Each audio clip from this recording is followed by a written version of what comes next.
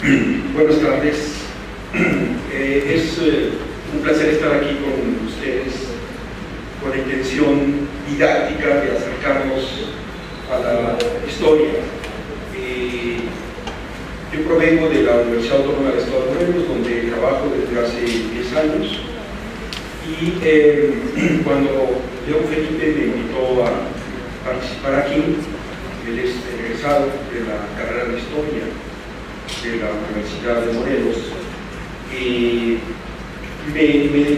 me explicó que el contexto era un contexto básicamente de gente interesada en la historia, en el contexto de lo que se hace para rescatar archivos y documentos de la historia de Morelos.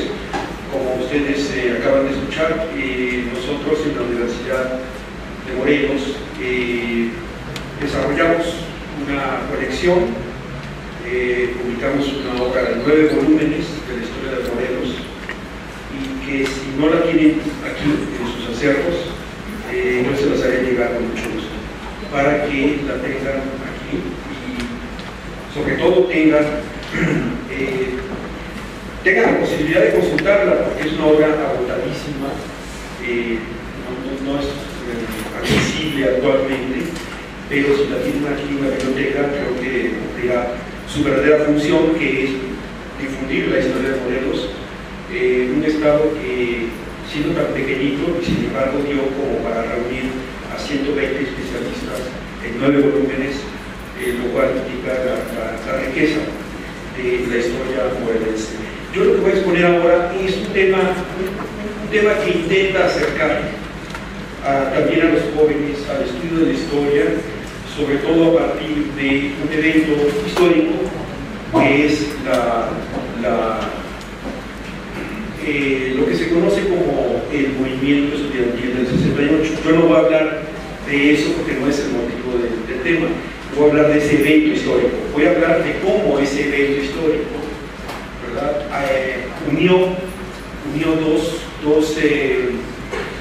Hizo que convergieran dos movimientos, digamos, de índole distinta. Uno de ellos es un movimiento intelectual que tiene que ver, mucho antes del 68, con un proceso de profesionalización de la investigación histórica que podríamos básicamente situar en los años 50, mediados de los años 50, pero sobre todo en la década de los años 60, que de alguna manera va a tener repercusiones posteriores y que, digamos, podríamos decir que hasta la fecha ese proceso de profesionalización de la historia continúa, es decir, ya no se ha detenido.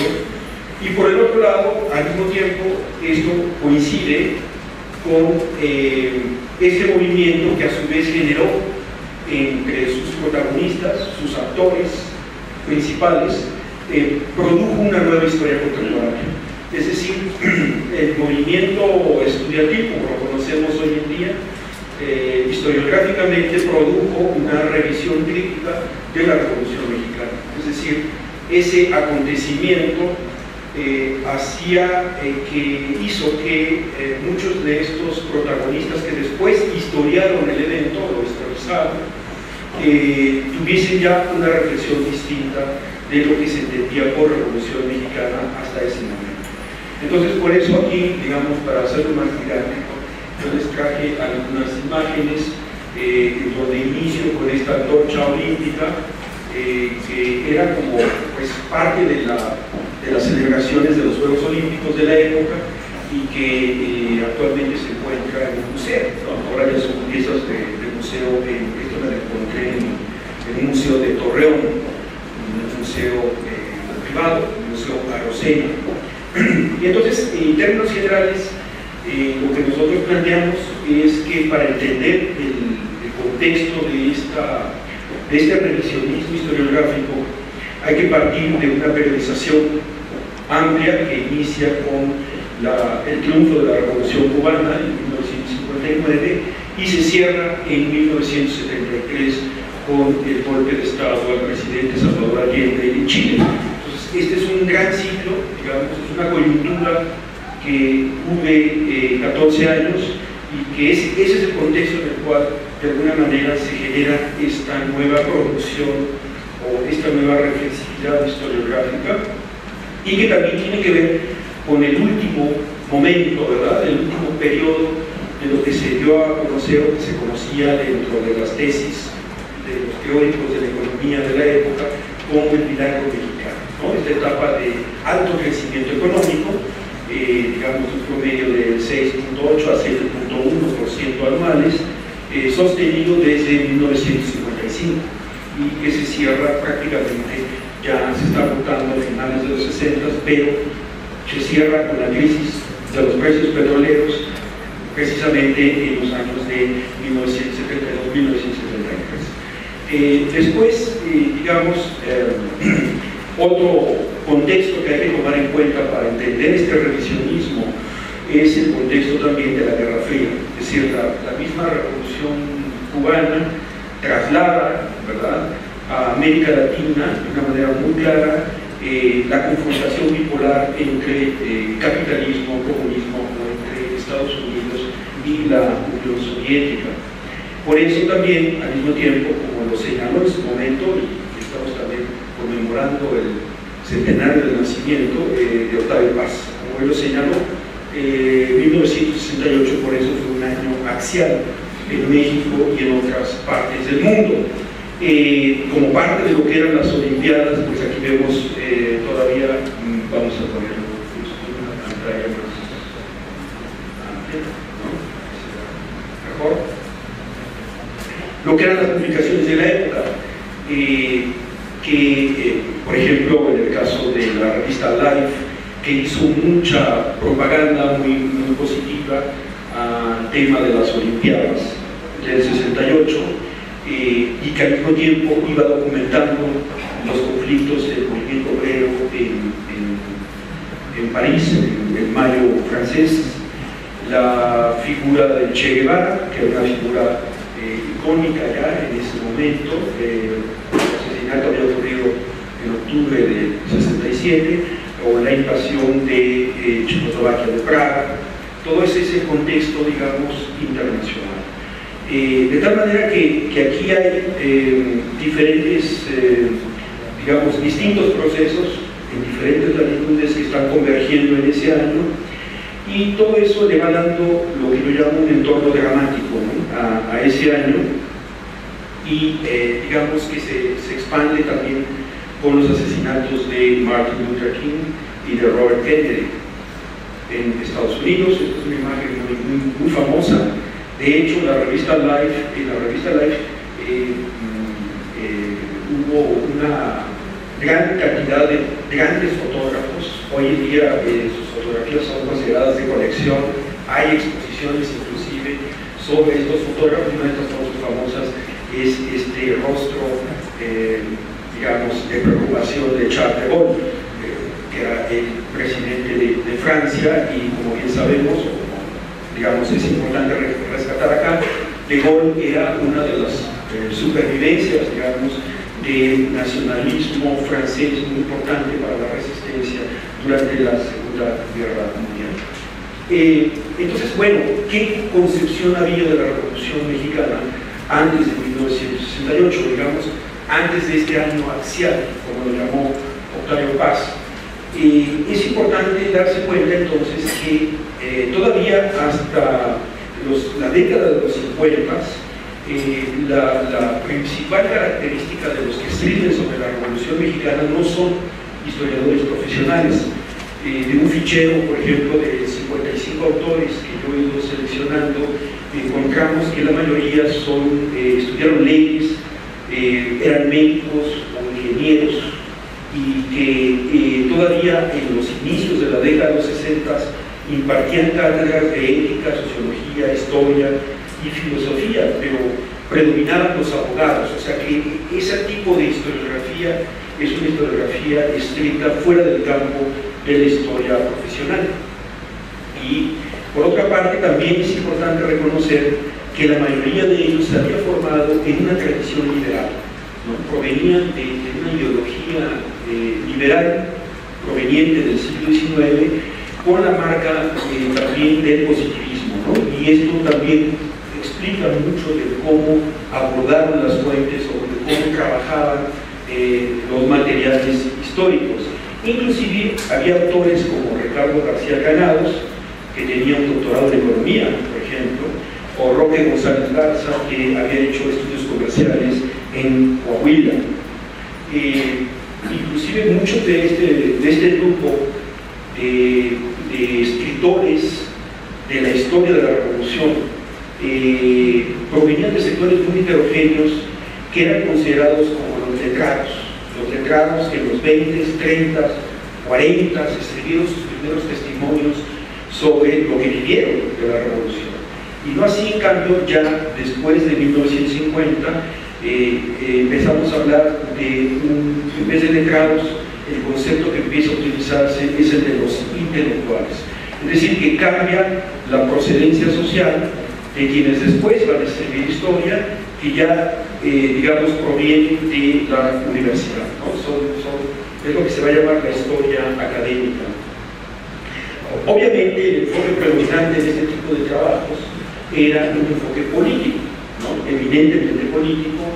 Eran historias de batallas militares, confrontaciones entre diferentes caudillos regionales, así como también crónicas testimoniales, básicamente a considerar de tal manera que la guerra civil de 10 al 20 era pues la fuente legitimadora del nuevo Estado Nacional. Es decir, que es una historiografía que está simplemente dando cuenta de ciertos hechos que se vivieron por algunos de esos actores o protagonistas y que tenían una función básicamente, insisto, legitimadora del nuevo establishment. Como ya lo dije, no eran todos, no era un grupo homogéneo. Por supuesto, dominan los militares, los políticos y simples testigos. Algunos de ellos operaron, inclusive tuvieron funciones muy diversas, como políticos, como escritores, como intelectuales, como lo fueron Molina Enríquez, Miguel Alecio Robles, Kush Cazoral, Silva Herzog, Luis Cabrera, Antonio Díaz Soto y Gama, Querido Moeno, etc. Aquí tenemos unas imágenes, por ejemplo, de Luis Cabrera, ¿no? Que es uno de los adalides del agrarismo desde la perspectiva carrancista, o de Andrés Molina Enríquez, que probablemente sea en realidad uno de los primeros grandes teóricos mexicanos de la cuestión agraria, y que podemos observar claramente cómo estas generaciones de escritores, ideólogos e historiadores también, y al mismo tiempo actores de la Revolución, evidentemente la mayoría de ellos se formó durante el porfirismo. Así es que por eso hay distintas filiaciones en estos escritos, en esta primera historiografía. Los hay maderistas, constitucionalistas y por supuesto zapatistas.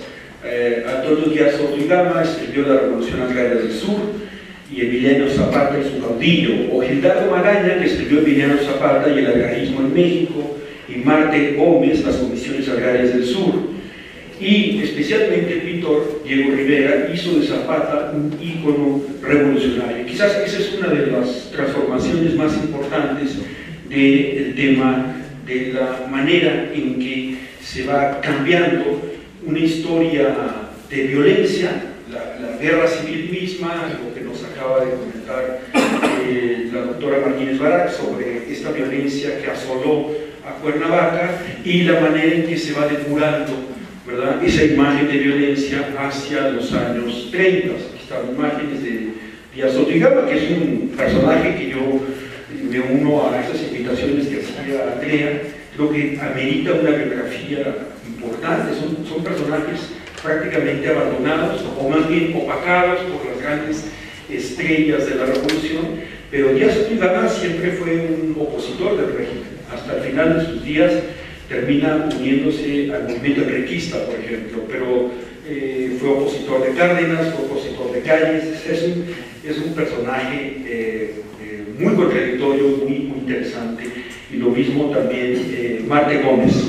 Aquí vemos, por ejemplo, en estas dos imágenes, cómo Diego Rivera va convirtiendo a Zapata en un ícono revolucionario, y lo hace precisamente entre 1915 y 1931.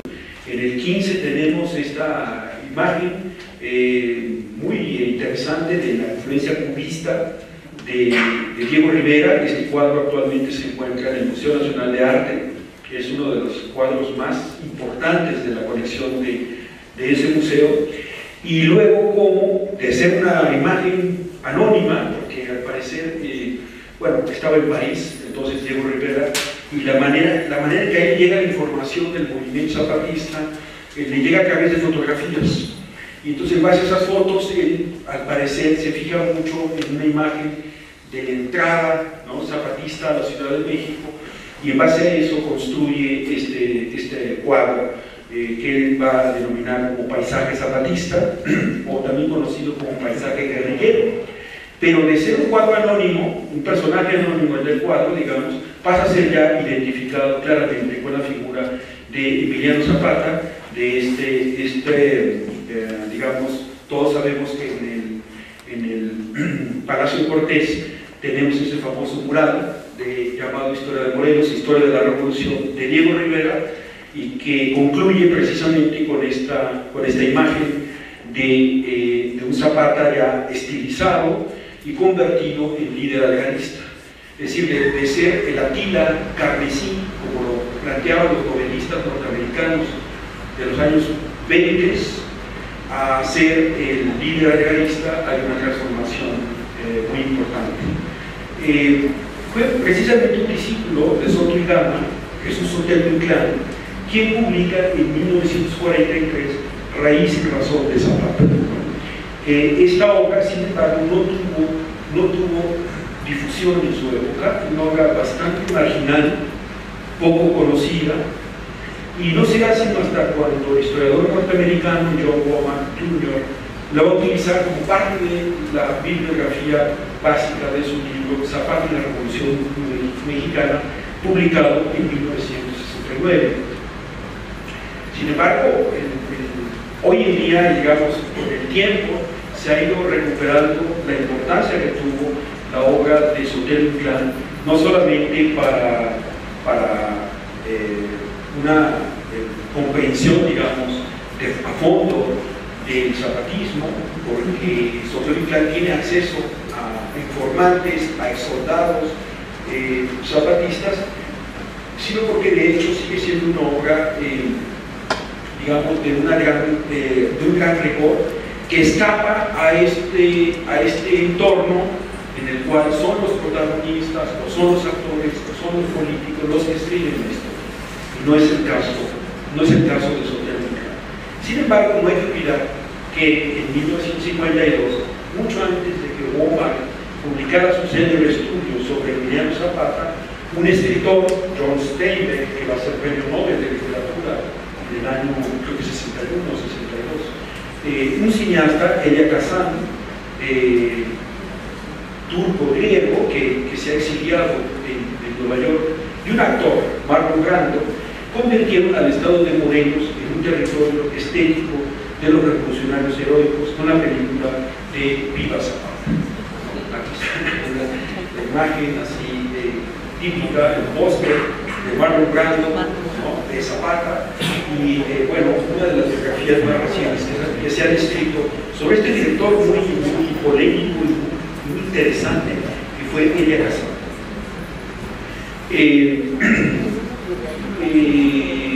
Por eso acá yo le pongo la recreación estética de la historia, por título, o la representación histórica sublime, que es aquella forma a través de la cual también se difunde la historia, pero se difunde en este caso a través de una empresa norteamericana, la 20th Century Fox, pero con el guión de John Steinbeck. John Steinbeck, de hecho, si uno revisa bien la obra de Womack, uno va a encontrar que en buena medida también Womack accede al archivo privado de Steinbeck, que originalmente durante los años 20 y todavía los 30 recoge muchos de esos testimonios orales, y de hecho conoce a Sotelo Inclán, ¿no? O sea, convergen en 2 o 3 tertulias en esa Cuernavaca de los 28, 29 al 34.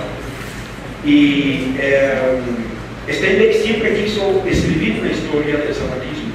Nunca lo logró, siempre acumuló información, hizo fichas, En ese entonces no existía el SNI, entonces no tenía ningún problema en tardarse todo el tiempo que quisiera. Pero su archivo le sirvió a Wommack, con quien quedó siempre muy agradecido por la información, y también le va a servir a Tannenbaum, a Frank Tannenbaum. Así, pero entonces, ¿cómo entender la obra de Wommack? Wommack obviamente no es producto de la historiografía mexicana, evidentemente, es producto de la tradición historiográfica norteamericana de los años 60, que se caracteriza por el auge de la historia social y la crisis del positivismo en un entorno de agitación social provocada por la Revolución Comunista de Cuba. Ya Cuba ha dado el viraje al comunismo en 1961, las luchas a favor de los derechos civiles de los afroamericanos, así como del movimiento pacifista en contra de la guerra de Vietnam, principalmente en California, donde se desarrolla especialmente el movimiento hippie. Pues aquí están las dos, portadas del Zapata de Wommack, que ya sería la representación histórica científica, es decir, ya viene como toda la crítica y la revisión de cómo se había trabajado, sobre todo Zapata, en la opinión pública norteamericana, a través de novelistas que habían escrito sobre él como un valorero social. Entonces, en ese sentido también, digamos, Wommack forma parte de una izquierda académica, de una gran influencia marxista, lo retoma y lo convierte en un gran tema de índole académica. Por otra parte, también Wommack tiene la influencia de toda esta discusión que había a raíz mucho de la Revolución Cubana. Se desata una discusión y de todas las, digamos, guerras de liberación, la guerra de Argel, muy importante, las guerras de liberación, digamos, coloniales de los países africanos. Y uno de los temas que ronda en el ambiente académico de los finales de los 50 y los 60 es el tema del potencial revolucionario de la comuna rural, y en consecuencia de los movimientos campesinos en América Latina comenzaba a formar parte de algo que nos parece a los historiadores de hoy un crucero muy importante, que es el crucero de historia, antropología, teoría política y sociología. Ese cruce lo obliga, lo exige el análisis de los movimientos campesinos, ¿no? Uno de los grandes autores, de origen vienés, pero en realidad naturalizado americano, es Eric Wolf, que tuvo una gran influencia en la obra de Wommack y prácticamente publican al mismo tiempo. Al mismo tiempo que está apareciendo en inglés Las luchas campesinas del siglo XX, en 1969 está apareciendo también la obra de Wommack, pero ambos tienen atrás la influencia y la discusión teórica que se daba en el campo del marxismo, de este gran teórico del agrarismo, de la economía, que es Alexandre Chayano, que es ruso y que justamente sus investigaciones habían permitido también, dentro de la Revolución Rusa, la Revolución Soviética, bolchevique, tratar de cambiar o de adaptar, digamos, la teoría marxista, que se había apoyado únicamente en una concepción sobre la revolución proletaria,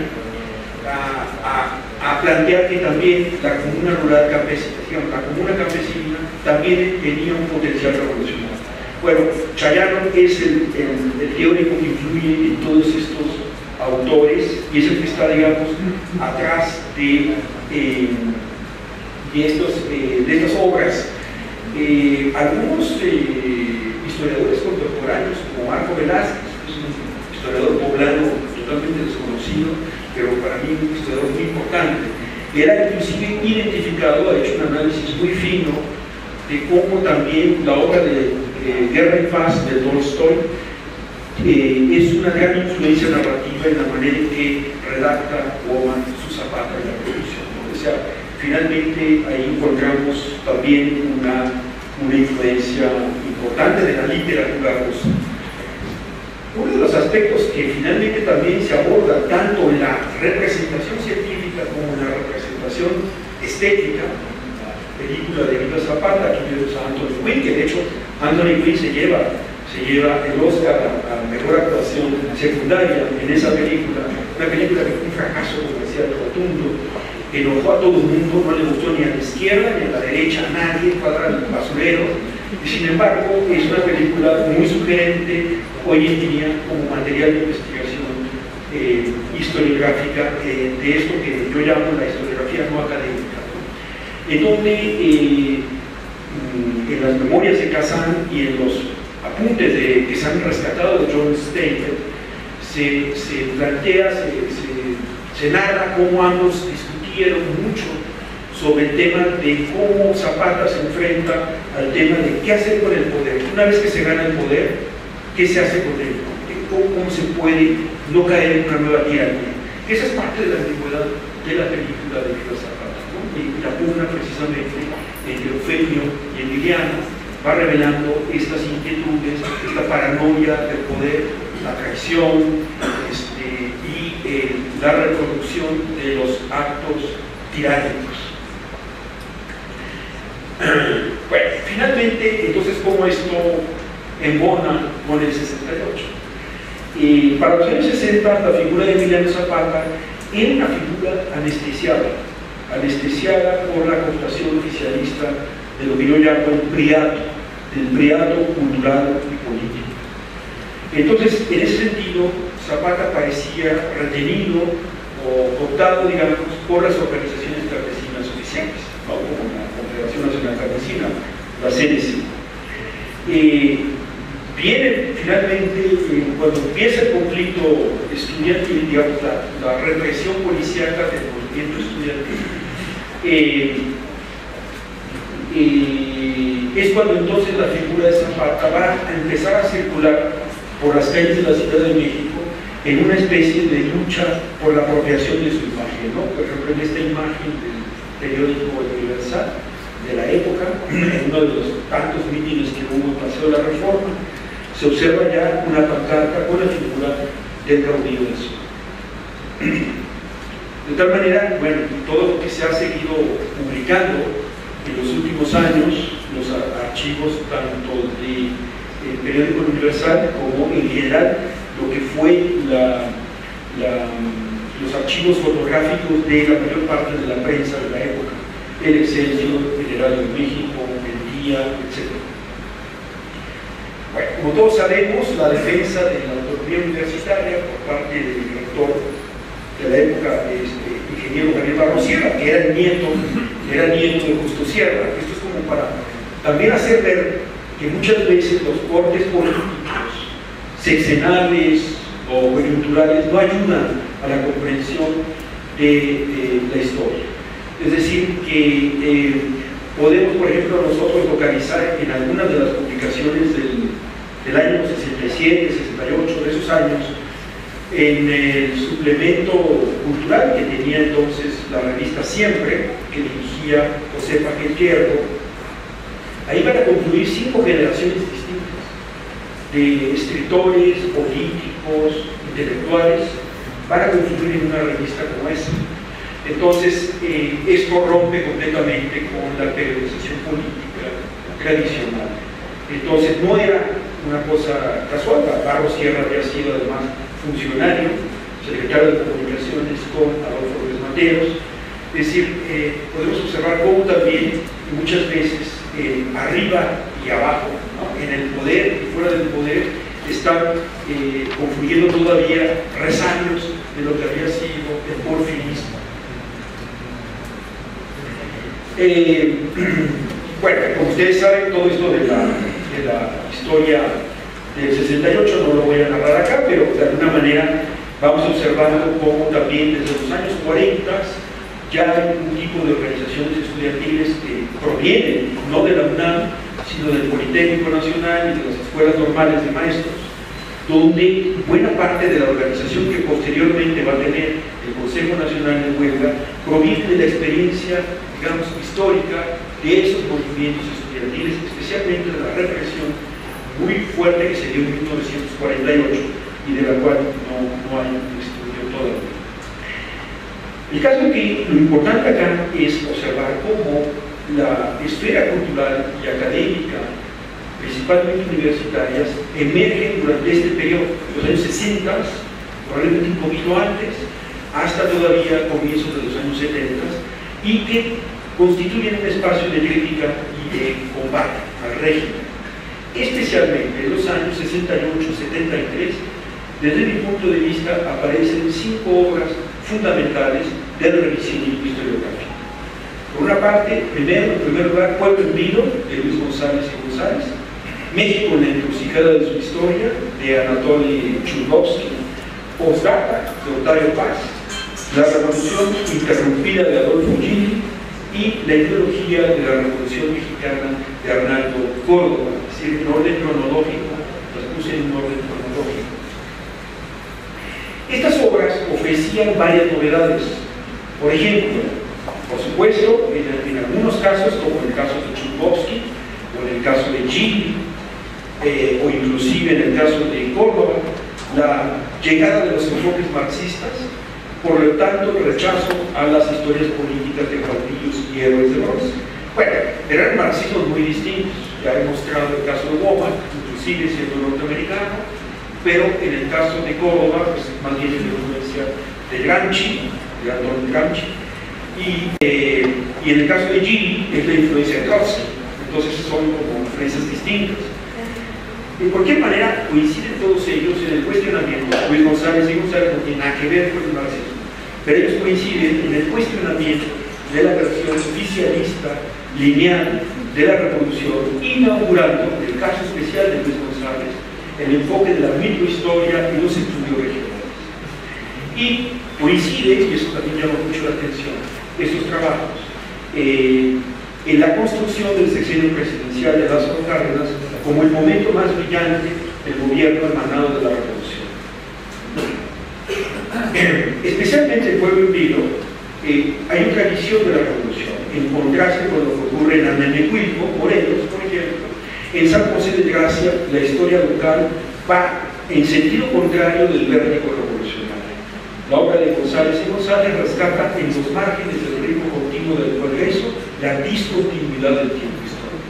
Y esa es una de las características más sugerentes que sigue causando mucha atracción en nuestros estudiantes más jóvenes. Esta idea de que en San José de Gracia pues no pasó nada, ahí no hay revolución en el sentido clásico de la palabra, pero lo que sí va a haber es guerra cristera, ¿no? Que son los años posteriores, la década posterior, los años del 26 al 29.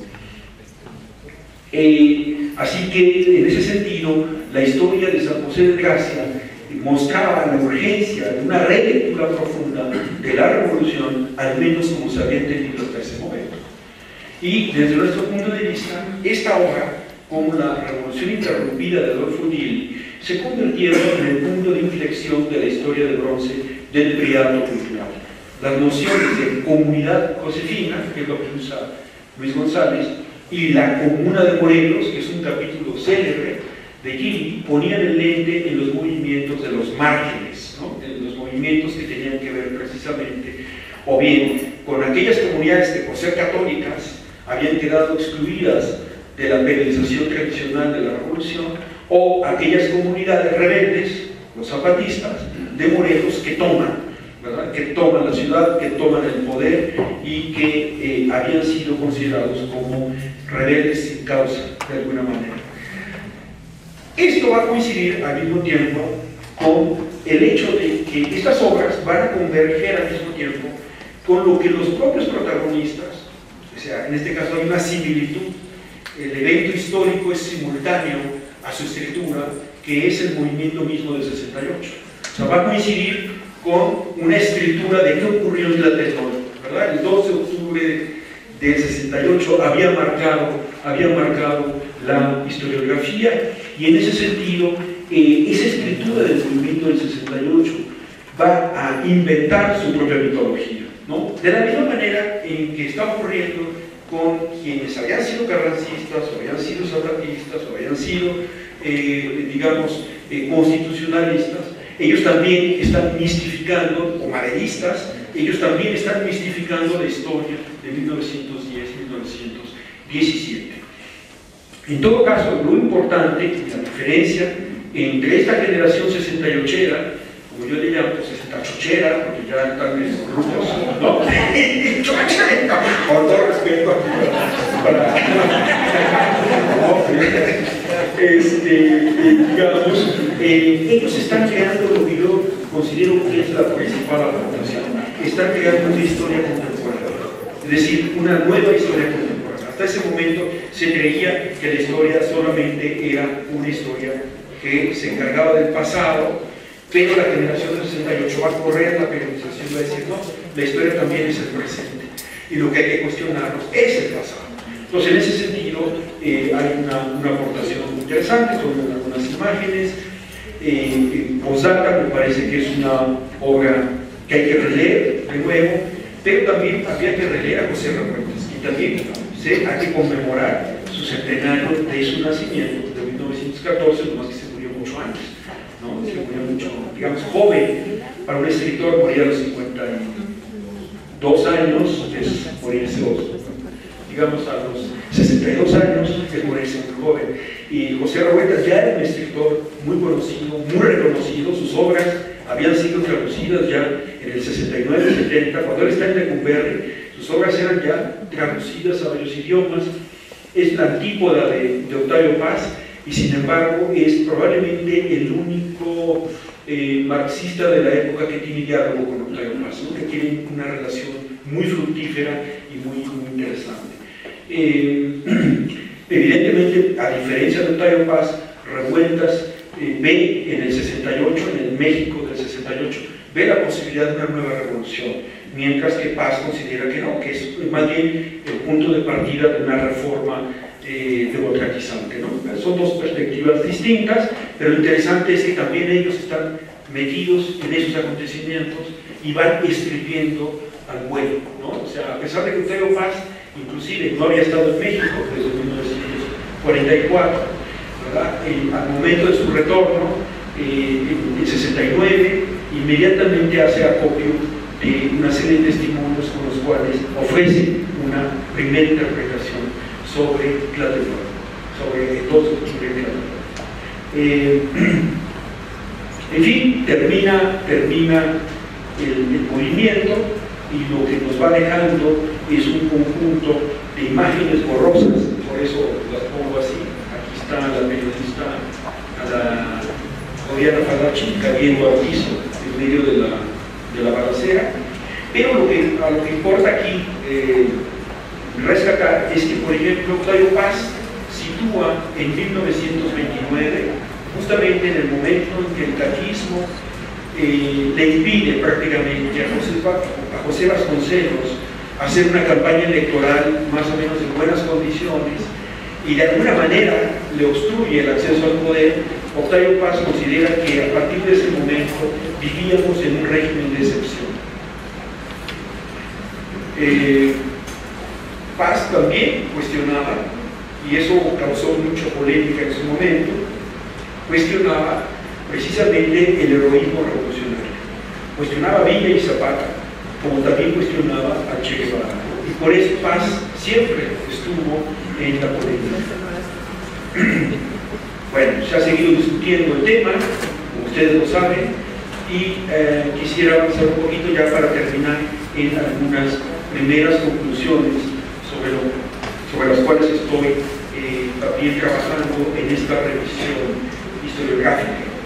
Es decir, que por una parte la historiografía que se escribía sobre la Revolución Mexicana va a ser completamente modificada precisamente en los años 60 y especialmente a partir del año 68, porque el 68 se convirtió, digamos, en la prueba empírica de que la revolución no había desembocado en un régimen democrático. Y a partir de ahí, entonces, los estudios regionales, las historias, las historias locales, van a hacerse bajo la idea de contradecir precisamente ese modelo que se había instaurado de revolución, digamos, idealizada. Y especialmente los revisionismos historiográficos académicos, prácticamente desde los años 90, mediados de los 90 en adelante, han ido enriqueciendo cada vez más esta perspectiva de la historia, la historia, digamos, escrita por los historiadores, ¿no? La historia que está en manos, digamos, ya de cuerpos profesionales de investigadores y ya no necesariamente de ideólogos o de políticos o de actores. Lo mismo le pasó a la historia del 68. Es decir, un buen ejemplo para mí justo sería Jorge Volpi, ¿no? Que ya no tiene nada que ver con Guevara Niebla, con Luis González de Alba, ¿no? Que son como actores, Pablo Gómez, ¿no? Actores, protagonistas, que escribieron su propia mitología, digamos, de la misma manera en que lo hacen los generales de la Revolución. Lo interesante en estos nuevos ensayos, para lo cual yo creo que ojalá los estudiantes, los más jóvenes, lo siguieran investigando, es que el mejor homenaje que se le puede rendir, en este caso, al pasado, es la revisión crítica del pasado. Muchas gracias.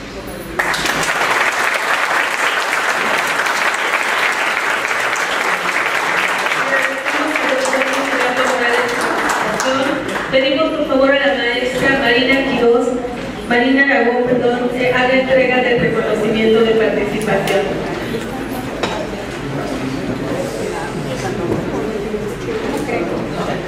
Bueno, pues las mismas instituciones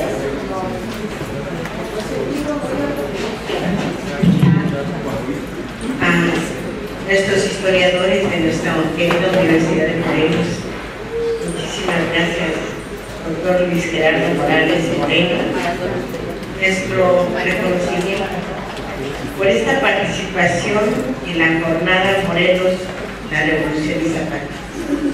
Que bueno, tuvo que ver muchísimo el antecedente que usted en este momento nos dio. Y yo recordé cuando dijo que los muchachos del 68, ¿los qué? Yo levanté la mano y recordé que dice que hasta en este momento sé el origen de este director de cine, Elia Kazan, que fue quien también intervino como director de las películas de James Dean, ¿verdad? Al estrenar. Fíjense, bueno, estaba en una secundaria, pero recordar es vivir.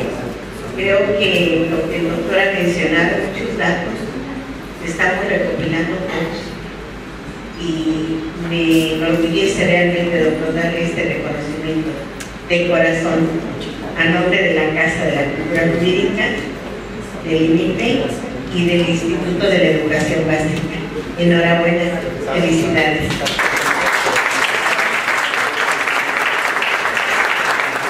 Muchas gracias. Damos nuevamente 2 minutos para el siguiente bloque.